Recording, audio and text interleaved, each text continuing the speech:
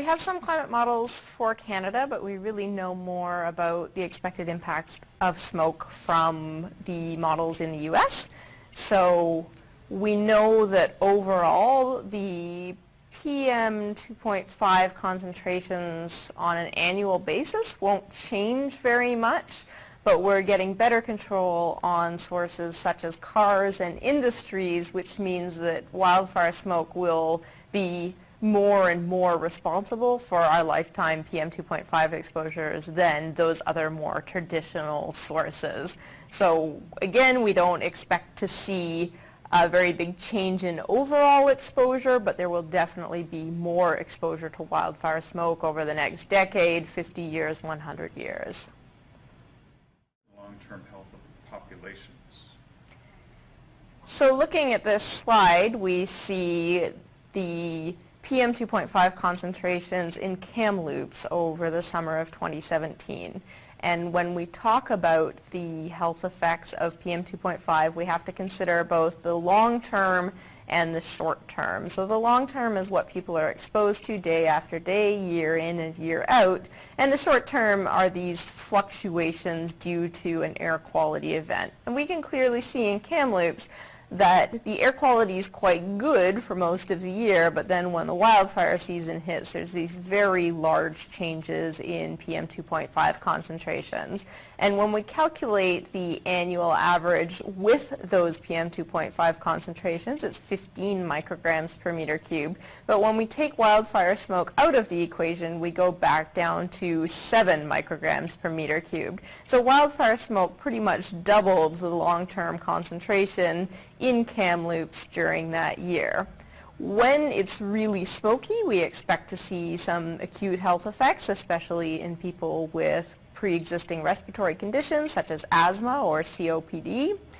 But if it's going to be smoky year after year after year, we might find that the incidence of chronic diseases such as heart disease, asthma, may go up in these populations that are exposed summer after summer. So we don't really know yet. We haven't done the studies necessary to find out, but we will be doing that kind of research in coming years and we will know more.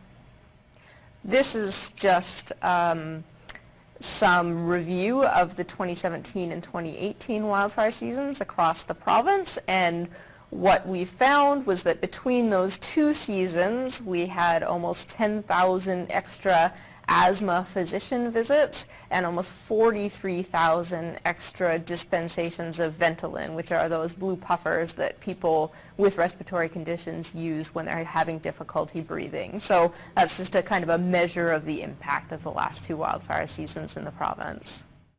This is really a question for Mike Flanagan rather than for me. We don't have a lot of options.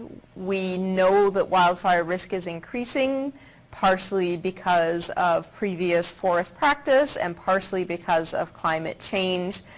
There's no quick fix to the current wildfire situation. There's no changes that we can make that are going to make wildfires go away in coming decades. So really, there's nothing we can do to reduce wildfire.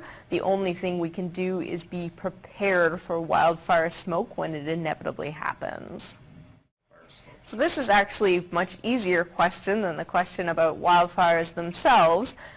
Most people spend the vast majority of their time indoors, up to 90% in most cases. So if we can keep wildfire smoke out of the indoor air, or we can minimize it in the indoor air, we're going to do a really good job of protecting populations against any short-term health impacts or any long-term health impacts. So it's critical that we improve the air in the indoor environment. And there's different ways to do this.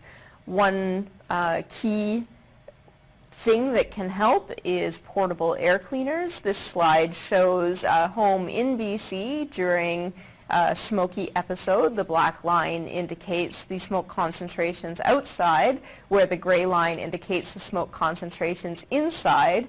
On the left-hand side of the plot, the air cleaner is not turned on, and you can see that the outdoor smoke is getting into the indoor air. On the right-hand side of the plot, after that black line, the air cleaner is turned on and there's much less infiltration of the outdoor smoke into the indoor environment.